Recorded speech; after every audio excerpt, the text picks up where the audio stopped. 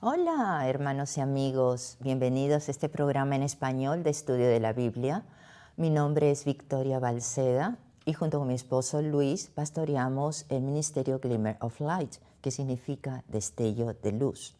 Es nuestra oración que este programa traiga la luz y la verdad de la palabra de Dios a tu vida y a tu hogar, en el nombre de Jesús. Amén.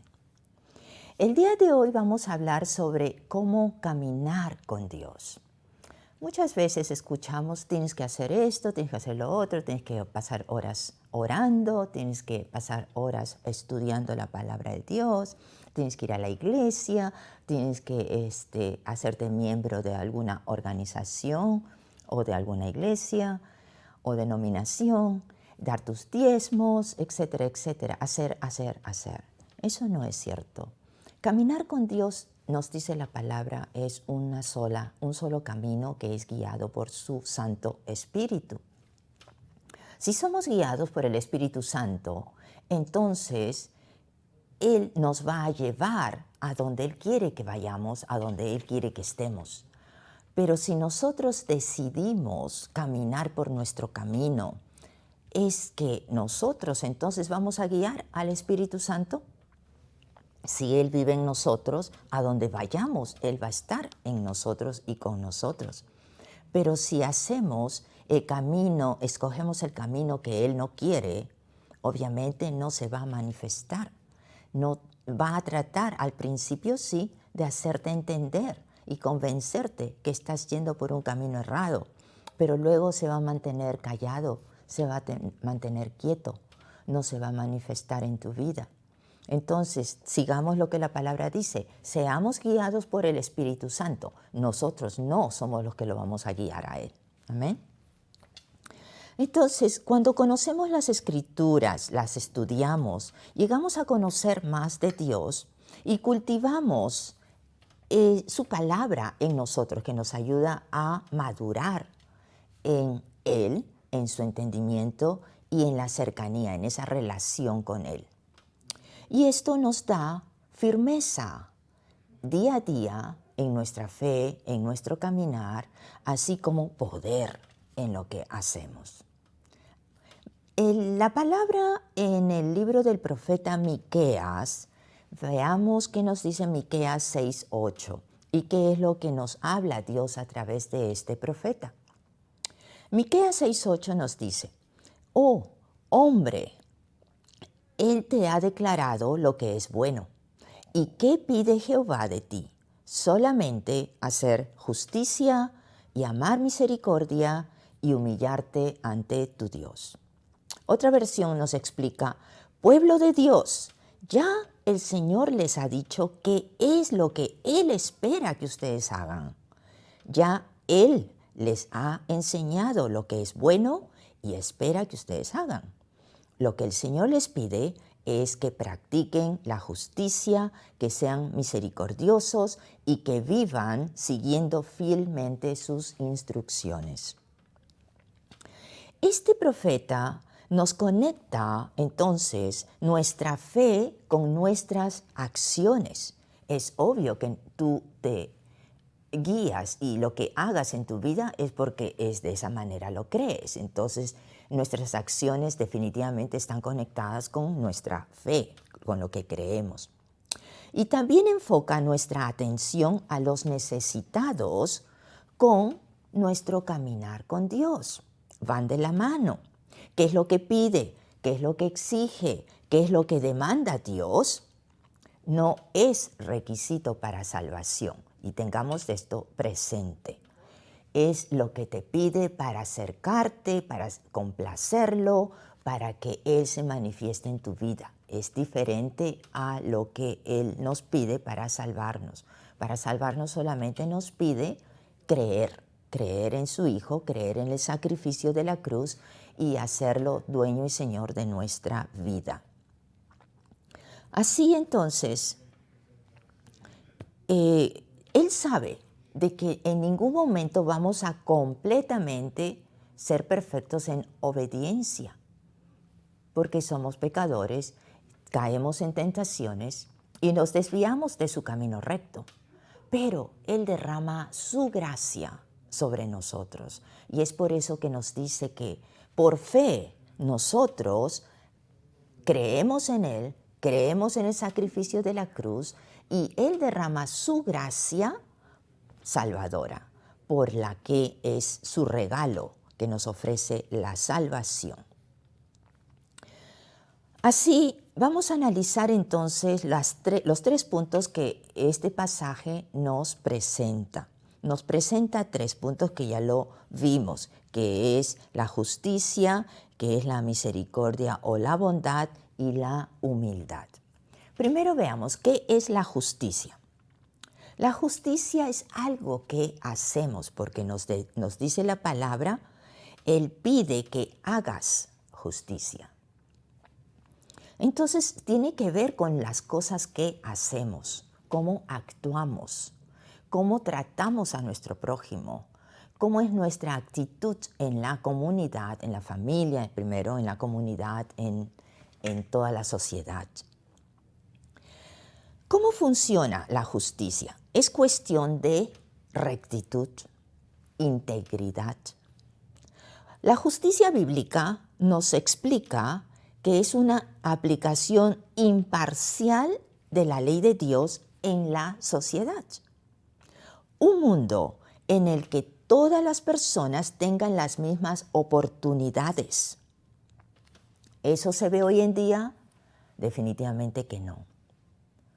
Santiago 4:12 nos dice que Dios, que uno solo es el que da las leyes, y ese es Dios.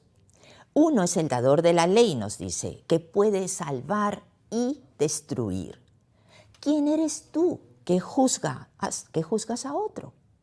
Es que no somos nadie nosotros para juzgar a otros. Miremos y juzguémonos nosotros mismos, pero el juez es uno y Él está en el cielo. Dios es el único juez y es el que va a tomar cuentas con quien tú crees que merece tener cuentas, pero primero va a ser con cada uno de nosotros. Amén. Dios dio su ley para aplicarla en la vida de cada uno, para aplicarla en la iglesia, aplicarla sobre toda autoridad, sobre toda sociedad o país, sobre cada gobierno. Cualquier otra ley que el hombre presente o diga o aplique va a traer caos sobre esa verdadera ley, sobre la realidad. Y esa es la vida que estamos viviendo hoy. En el mundo, el caos que vivimos es porque muchos han puesto otras leyes sobre las leyes de Dios, no basadas en las suyas, no basadas en las de Dios. ¿Y qué trae esto entonces? Estamos hablando del tema de la justicia. ¿Qué trae? Injusticia. Injusticia porque vemos que ¿qué es la justicia? Es aplicar las enseñanzas de Dios. ¿Y qué es la injusticia? Es todo lo contrario, no aplicarlas, no aplicar ninguna de las enseñanzas de Dios. La justicia va a traer libertad, pero la injusticia va a traer ataduras de diferente aspecto. Como segundo punto, en el libro de Miqueas veamos entonces que habla de la misericordia. Cuando Dios nos dice que debemos amar la misericordia. La misericordia, otra palabra que usa también es bondad, lo que equivale a compasión.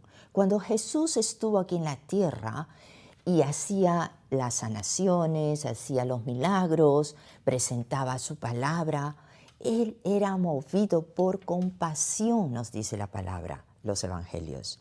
Así, Dios espera que seamos también nosotros compasivos unos con otros.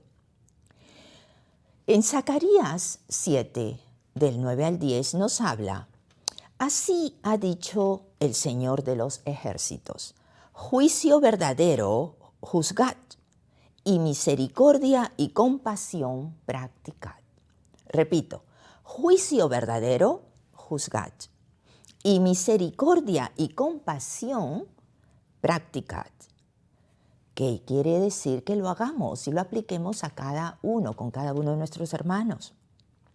No oprimáis a la viuda, al huérfano, al extranjero, ni al pobre, ni traméis el mal en vuestros corazones unos con otros. ¿Qué nos está diciendo entonces? Que practiquemos la bondad y la misericordia con los oprimidos, con los necesitados, con aquellos que necesitan la ayuda de otros, como la tuya y la mía. Puede ser en diferentes aspectos esa ayuda. No solamente pensemos en ayuda financiera o monetaria.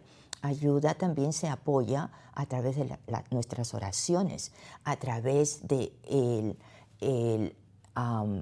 colaborar con una organización que está proveyendo los bienes materiales, etcétera. Hay diferentes maneras de ayudar, en servir desayunos, en traer materiales y necesidades a los pobres o a los desamparados, etcétera, etcétera. Así que Dios nos enseña que esta bondad o misericordia o compasión debe ser practicada sobre los oprimidos, la gente golpeada, la gente en necesidad, en general, gente herida. Es muy fácil que nuestros corazones se endurezcan y nuestras mentes empiecen a juzgar, especialmente cuando vemos cosas que no son rectas ante nuestros ojos. Es común escuchar, oh, no seas tonto, te están manipulando. ¿Qué haces dando tus diezmos aquí o dando tu dinero ahí? Le estás botando porque mira cómo lo distribuyen, se lo meten a los bolsillos. Es muy común eso y eso endurece nuestros corazones muchas veces. Pero no pensemos en esa actitud, no pensemos bajo ese concepto, porque si es así nadie ayudaría a nadie. Todos somos imperfectos y en algunos momentos sí obramos como Dios quiere, en otros momentos no. Pero la intención de ayudar directamente, eso es lo mejor. De repente, si encuentras a alguien que está rogando,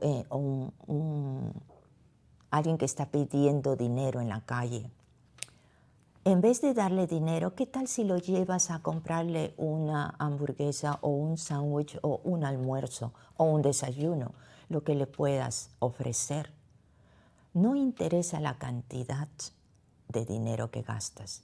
Lo que interesa es la acción de bondad, de amor.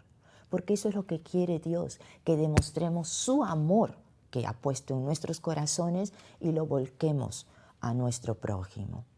Es una manera muy práctica de demostrar el amor de Dios y no estar pensando, oh, que yo puse mi dinero en esta organización, sabe Dios cómo lo usarán.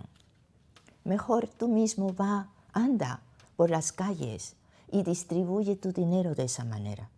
Amén. Cuando actuamos juzgando a otros, o pensamos que lo que hacemos es lo correcto, tenemos que pensar algo.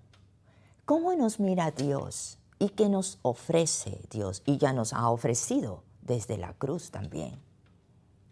Él nos ha ofrecido misericordia en todo el recorrer de nuestras vidas. Veamos en el pasado de nuestras vidas cuántas veces ha depositado gracia, ha derramado de su amor y ha ofrecido misericordia en nuestras vidas. De la misma manera como Él actúa con nosotros, Él espera que actuemos con otros. Así, el arrepentimiento de las cosas que hayamos hecho mal es lo que va a atraer y va a dar el espacio a que esa misericordia de Él se derrame sobre nuestras vidas y que nosotros podamos verterla también a otros. En Lucas 6:36, Jesús nos dice, sed misericordiosos, así como vuestro Padre es misericordioso. nos está comparando. ¿Por qué? Porque somos hechura de Él, somos hechos a su imagen y semejanza. Entonces, si tenemos primero el ADN de Él y segundo, tenemos en nuestros corazones su espíritu, vamos a obrar de acuerdo a lo que el Espíritu nos mueve, de acuerdo a lo que Él nos guía. Por eso les dije al principio, nosotros no vamos a guiar al Espíritu, es el Espíritu que nos debe guiar, aquel que deja que obre en sus vidas. Mateo 18, 23 al 35 nos habla de una historia muy interesante que Jesús comenta. Y es sobre una parábola de un hombre, un rey, que está haciendo cuentas con sus siervos. Y está viendo qué siervos le deben para arreglar sus cuentas. Y encuentra a uno que le debe, nos dice, 10,000 talentos. Y el rey le dice, bueno, tanto tiempo ha pasado, no me has pagado, así que te voy a mandar a ti, a tu esposa y a tu familia, los voy a vender para poder recuperar ese dinero. Y el hombre se arrodilla ante el rey, le ruega y que le pide misericordia y le dice, Señor, ten paciencia conmigo y yo te pagaré todo. El rey, motivado por esta acción, le da y presenta misericordia ante él, lo suelta y le perdona la deuda. Luego, este hombre sale de la presencia del rey y se encuentra, va a buscar a otro que le debía a él también. Y lo agarra y lo quiere ahorcar y lo sacude y le dice, tienes que pagarme lo que me debes. Y el hombre le debía solamente 100 denarios, que es mucho menos de los 10,000 talentos. Y ocurre exactamente lo que este hombre había hecho con el rey.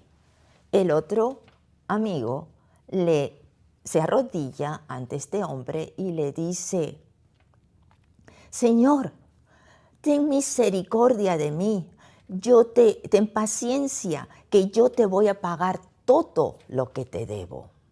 Pero ¿qué hizo este hombre? Lo mandó a la cárcel, no quiso escucharlo y lo mandó hasta que pagase toda su deuda. Luego el rey se entera de esta acción y dice, pero si yo le he perdonado absolutamente toda esa deuda, ¿cómo él no pudo actuar de la misma manera? Y nos dice en el verso 32, entonces llamándole su señor le dijo, siervo malvado, toda aquella deuda te perdoné porque me rogaste. ¿No debías tú también tener misericordia de tu consiervo, como yo tuve misericordia de ti?